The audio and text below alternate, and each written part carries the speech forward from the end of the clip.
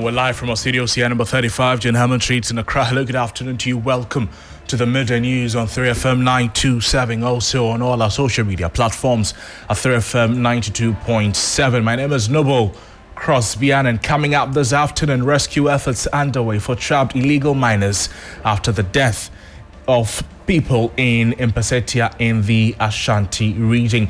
Meanwhile, 11 alleged miners arrested yesterday in the western region to appear before court today. We shall bring you the latest on this development shortly.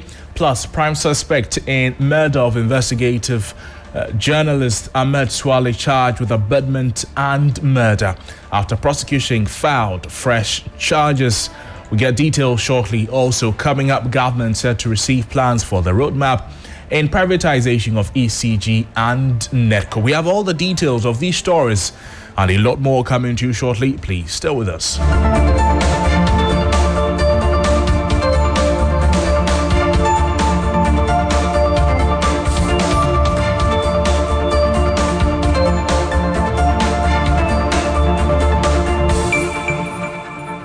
Welcome to the program. Let's start off from here. A search to recover more suspected missing bodies is currently ongoing at an illegal mining site at Yawankwanta near Impesetia in the Ashanti region. 2 persons have already been confirmed dead after the mine collapsed on Tuesday. Local authorities have called for urgent intervention. My colleague William Evans Income has paid attention to this story.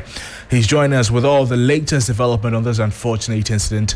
Evans, thank you so much for joining us on the program. Good afternoon to you. What more can you report? Well, Crosby, so hope is fast fading. They're hoping that they could recover more bodies because, according to the miners themselves, some are still stuck in there. But the only problem has to do with the method they've employed as far as this exercise is concerned. So they're only using pickaxe and shovel for this one. We sought to inquire why not an excavator that could possibly accelerate the rate. But they tell me they were unable to hire excavator because they don't have the money or the means. So as I speak to you now, the police is around. The locals are together with some officers from NADMO also trying their best to see if they'll be able to recover anybody. But as I speak to you now, no one has or nobody has been recovered since the last 2. I see. So the police is around, NADMO is around, and they're using pickaxes and shovels to search for the remains of the people they believe may be trapped. Well, absolutely. That is the situation now. I see. What has NADMO been saying about this? Well, so the people around have been very economical. They're only taking data or information from the miners and also some holding pickaxe together with the indigents to at least see if they'll be able to recover any more body. Beyond that, they are not saying anything. I see. But do we know the number of people approximated to be under the rubble? Some are saying 4. For instance, one committee member that I spoke to said 4. The other miners are also saying 3. So, I mean, the figures are the numbers are quite conflicting at the moment. And for the residents in the community themselves, how are they reacting to the news? First, the death of these 2 people and their unavailability of apparatus to find the bodies. Well, it's only one person that they've been able to identify, Kwame Titi, who is a driver here. As I speak to you now, I'm in even the house of the wife, or the wife's family house. He's the only person identified as a community member or an indigent. The others, we understand, they are people from other places. I see. Evans, thank you. This is something we'll definitely stay on, and we'll bring you details in a subsequent bulletins. William Evans Income has been speaking with us from Yawankwanta near Impesetia in the Ashanti region. Let's take a listen to what one of the miners had to say. We made it clear that in order to effectively deal with the menace of Galamsey, you needed a holistic strategy. a sustainable approach to the fight against Galamsey. And so these days, when I monitor the media and I hear the things being foisted on his... We apologize for the wrong insert there.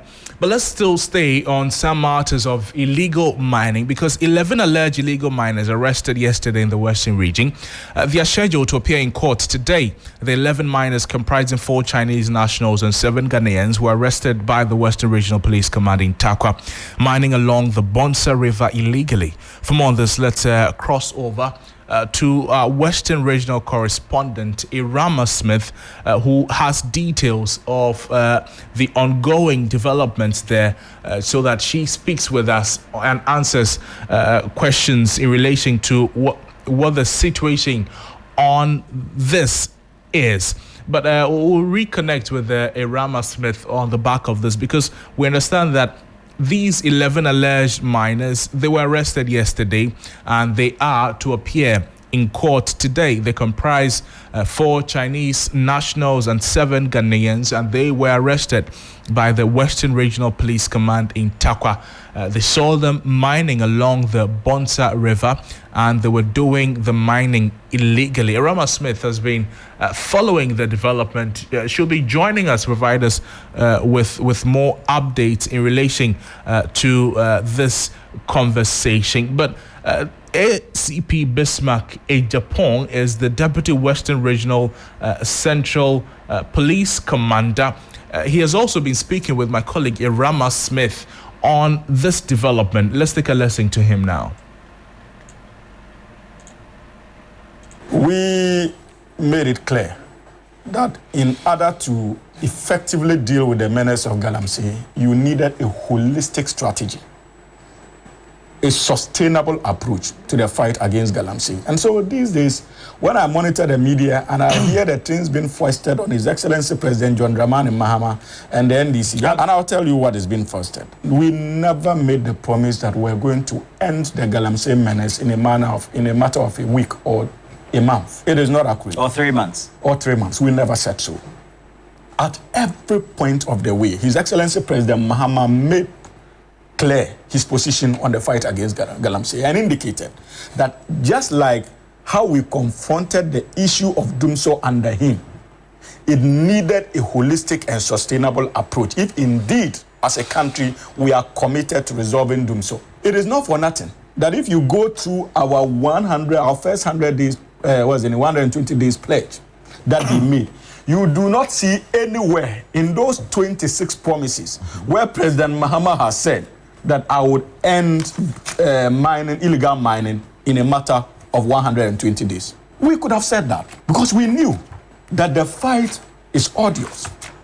And we knew that to be able to succeed, there was the need for us to put in place measures that could be sustainable in terms of that fight. That is why we didn't make that promise. So, Roland, I charge anybody monitoring this morning to go back to the 120-day pledge His Excellency President Mahama and the National Democratic Congress made to the good people of this country and point out where we have indicated that we would end illegal mining in a matter of 3 months. We never said so.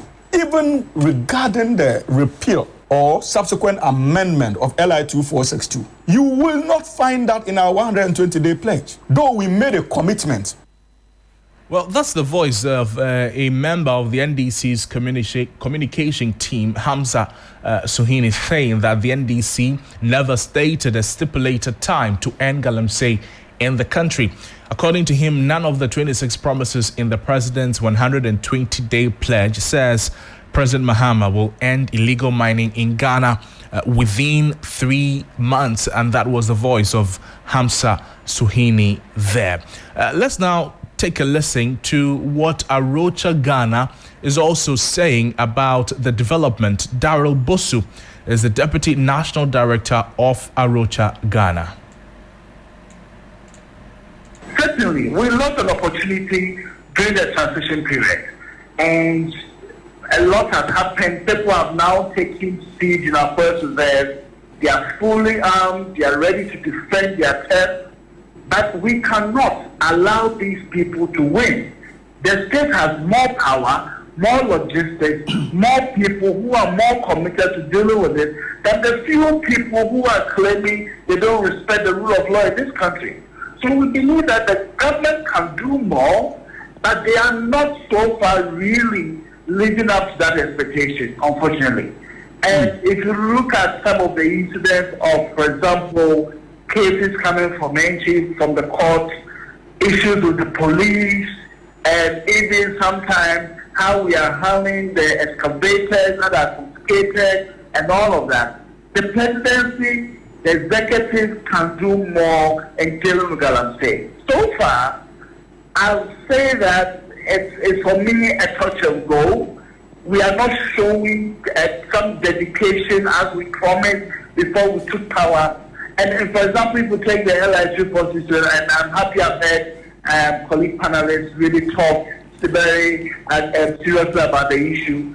The presidency promised to really revoke LIG position.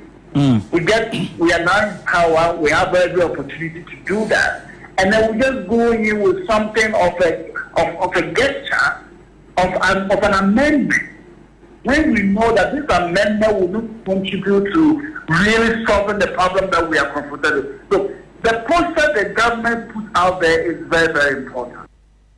And that's the voice of Daryl Bosu reacting to the recent development concerning illegal mining there. This is still the Midday News on 3FM 92.7.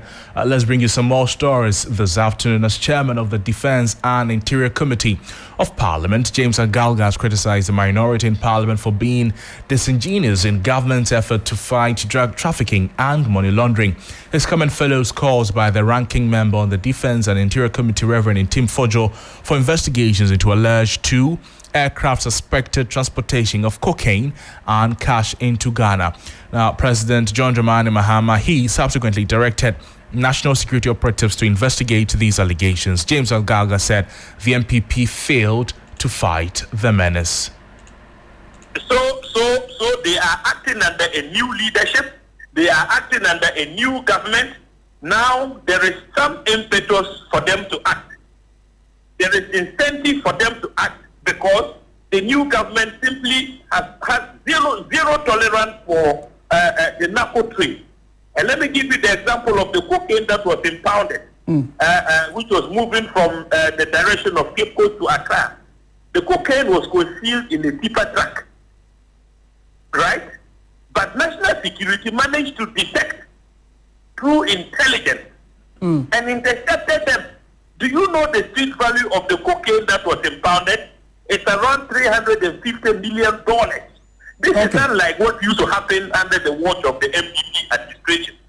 You recall how the MP Benjamin brought cocaine into this country under the watch of our security agencies. When the MP Benjamin ship finally entered our brick water. The cocaine was carted away. This was under an MPP administration. Coordinating at the police headquarters, the NDC. We are doing the interception. And instead of the minority to praise us, they are rather crying wolf. Is this not shocking? That's the voice of the chairman of the Defense and Interior Committee of Parliament, James Agalga, speaking there. Away from that, the Ghana National Association of Teachers is giving the Ministry of Education and the Ghana Education Service 1 month to implement its conditions of service.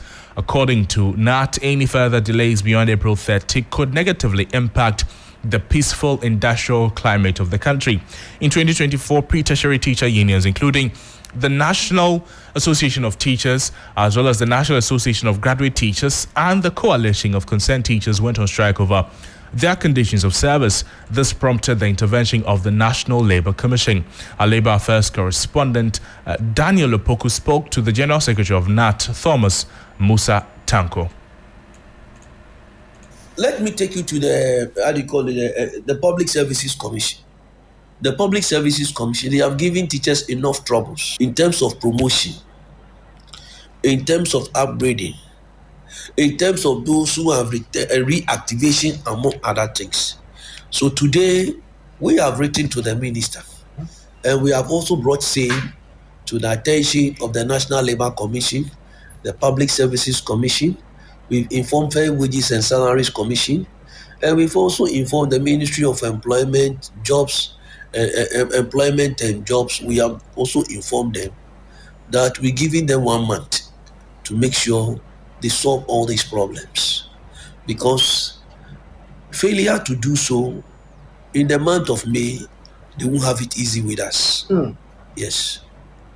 Because I have been to all the regions, and the teachers are not happy. And therefore, when I came back, I have to write officially to the Minister for Education. And I am hoping and expecting that all this outstanding business, Honorable Haruna Idrisi will make sure that it is done.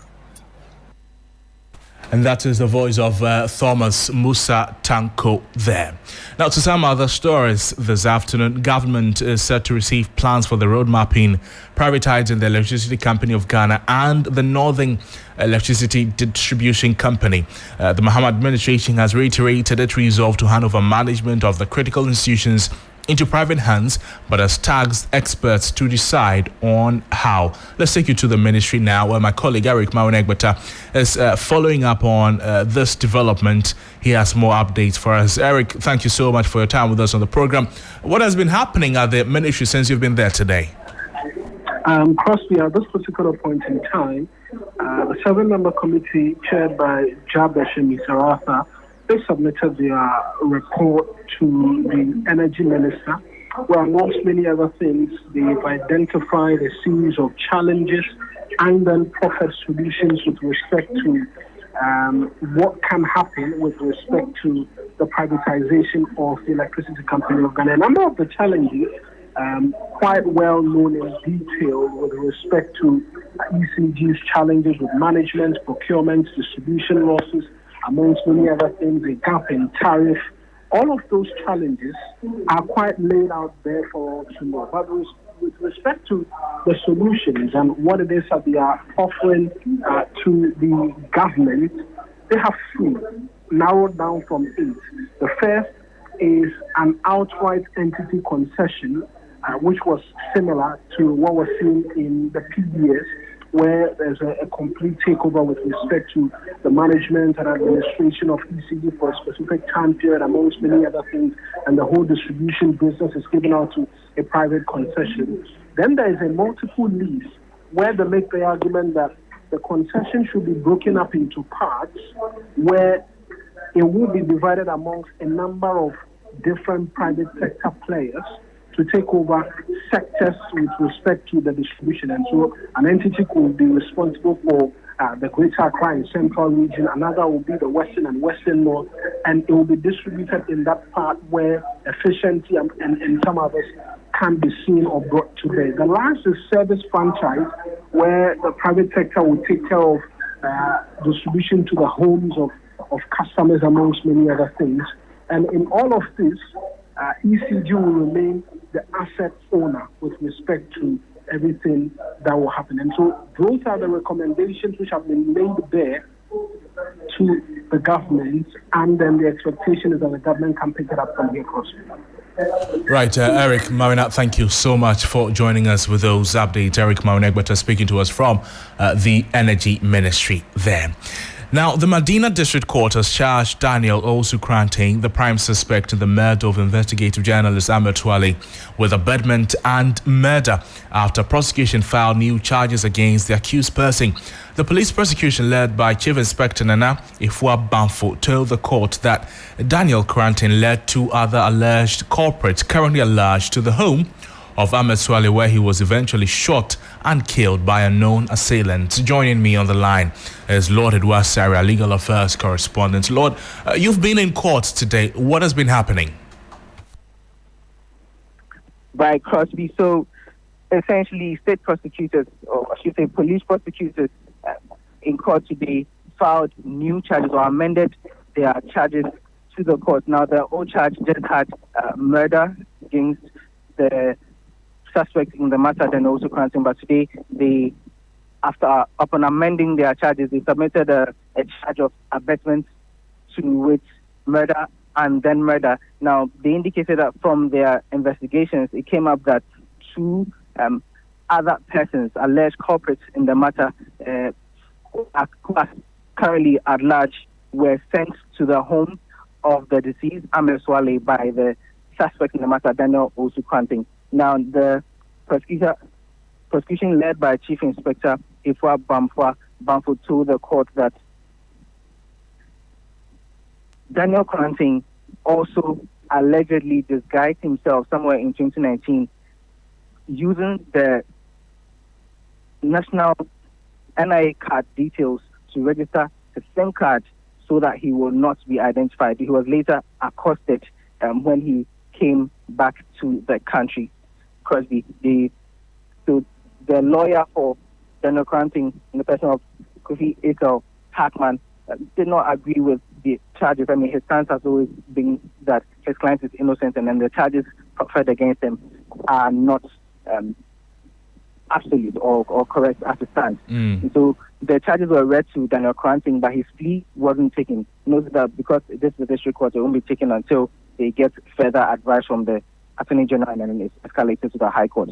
So his plea wasn't taken, but then his lawyer pleaded with the court to grant him bail, indicating that he's been in police custody since 12th of March and was praying that the court to bail him or save him from the powers of the police to sort of grant him some level of reprieve. But the prosecution objected to the bail application, indicating that investigations are still underway and that if the bail is granted to Daniel, it will obstruct the investigations. And so the presiding judge in the matter, Susan Nyakote, remanded Daniel Kwanting again into custody and then asked him to reappear before the court on April 17, Crosby. I see. Lord Edwasari, thank you so much for joining us with those updates from court there. Lord Edwasari is our court correspondent speaking with us there.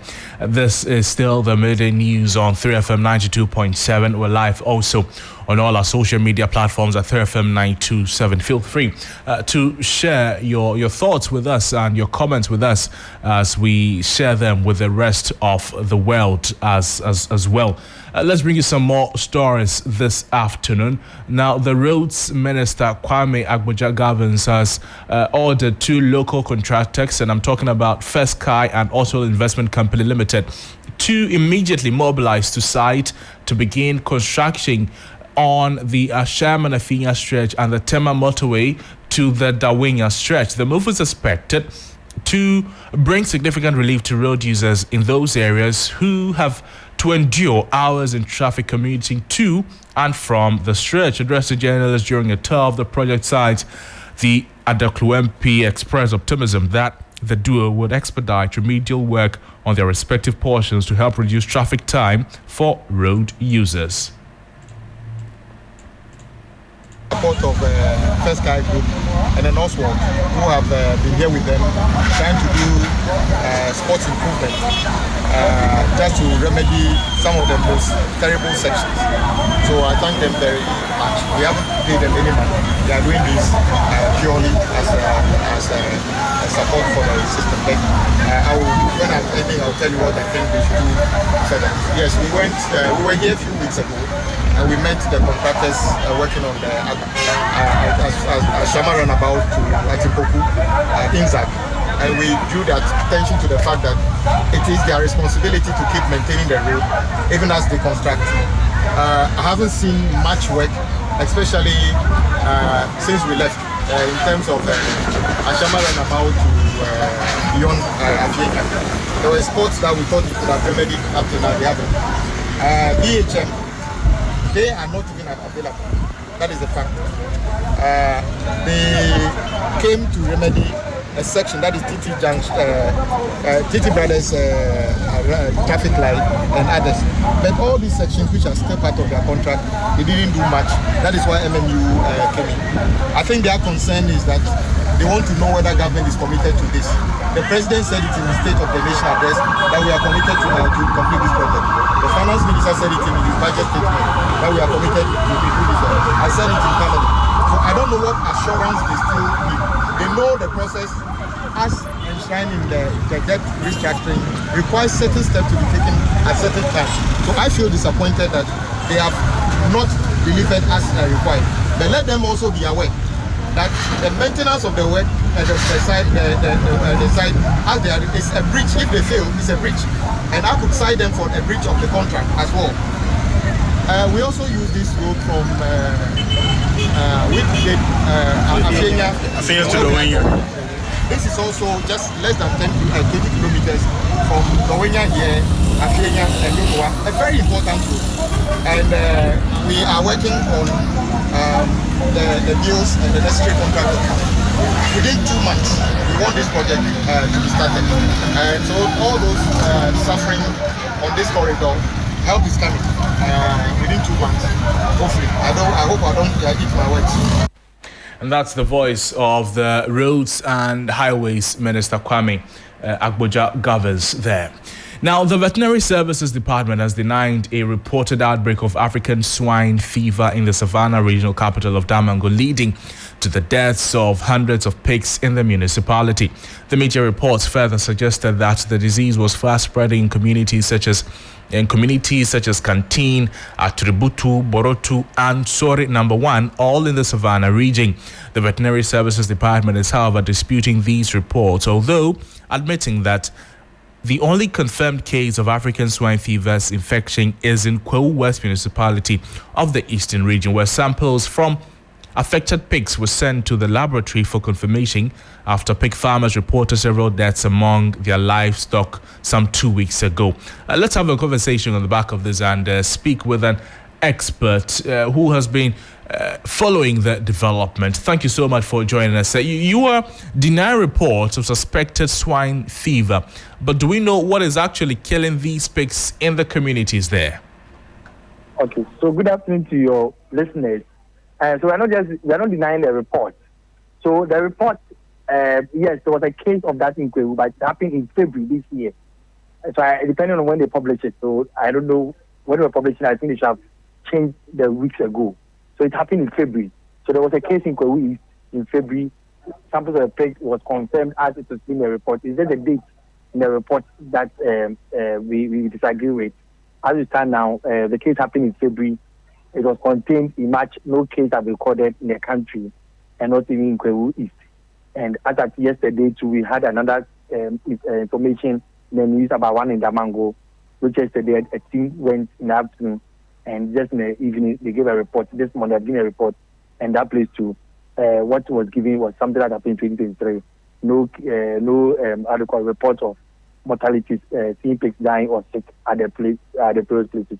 Not even for us to even get samples because we are not seeing sick animals. But they use the opportunity to talk to the farmers about the signs and symptoms so that in case they should see, we're able to go there. And there's one thing. Farmers, these services, veterinary services don't charge. It's of public good. It's what government pays us for to do. So the moment your animals are dying or sick, just call in straight away. They will come. Once it is a disease of a scheduled disease, a disease of importance, it's of economic good, and it's of public health, we will quickly be able to contain the issue. Just a bit of clarification. African swine fever is different from swine flu. African swine fever doesn't affect humans at all. It's just economic importance, whereby if a farmer has put in investment into about 1,000 pigs, and this disease strike, he may lose all. Sometimes at least it's 70%. I will end up losing all. That's a sad reality to it, and we give some time to follow periods before we start the production. And just to also use this platform to talk to all media houses that in case there's an alert, an outbreak, it will come from the Minister of Food and Agriculture upon the advice of the Chief Veterinary Officer. And currently we have our social media, and we are open for verification. So we could still help in this information. Thank you so much, Dr. Benjamin Kisi Sasu. He is the Risk Communication Officer at the Veterinary Services Department of the Republic of Ghana, speaking with us there. Breaking news on 3FM 92.7.